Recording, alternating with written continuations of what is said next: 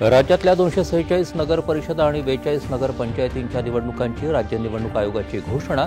2 डिसेंबरला होणार मतदान तर 3 डिसेंबरला मतमोजणी. मतदारांची दुबार नावं चिन्हांकित केली असून अशा मतदारांना एकदाच मतदान करता येणार अशी तांत्रिक व्यवस्था केल्याची राज्य निवडणूक आयुक्त दिनेश वाघमारे यांची माहिती. महात्मा फुले जन आरोग्य योजना आणि आयुष्यमान भारत योजनेअंतर्गत मिळणाऱ्या मदतीच्या आजारांच्या यादीत वाढ करण्याचा राज्य मंत्रिमंडळाचा निर्णय. तुकडेबंदी कायद्यात सुधारणा करण्याचा राज्य शासनाचा अध्यादेश जारी. शहरी भागातल्या बिगर शेती वापराच्या जमिनींना तुकडेबंदी कायद्यातून वगळलं. महसूल मंत्री चंद्रशेखर बावनकुळे यांची माहिती.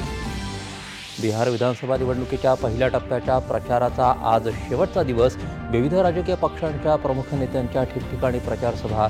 पंतप्रधान नरेंद्र मोदी साधणार महिला कार्यकर्त्यांशी संवाद.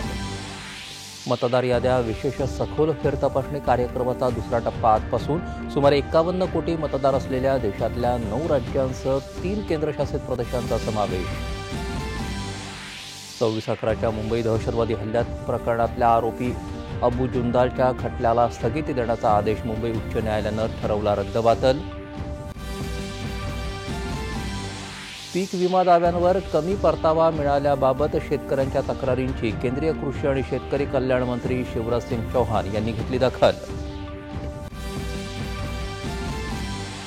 भारत युरोपीय महासंघ यांच्यातल्या प्रस्तावित मुक्त व्यापार कराराविषयी युरोपीय महासंघाच्या शिष्टमंडळाची केंद्रीय वाणिज्य मंत्री पियुष गोयल यांच्याशी सविस्तर चर्चा.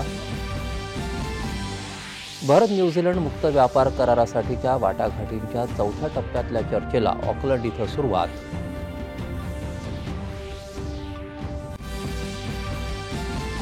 प्रोजेक्ट चीता अंतर्गत पुढच्या महिन्यात बोत्सवानाहून 8 चित्ते भारतात येणार. केंद्रीय पर्यावरण आणि वनमंत्री भूपेंद्र यादव यांनी दिली माहिती. आणि क्रिकेट विश्वचषकावर पहिल्यांदाच भारताचं नाव कोरणाऱ्या महिला संघाचं राज्य मंत्रिमंडळाच्या बैठकीत अभिनंदन. संघामधल्या महाराष्ट्रातल्या खेळाडूंना रोख पारितोषिकानं गौरवण्याचा निर्णय. नमस्कार, 4:30च्या बातमीपत्रात मी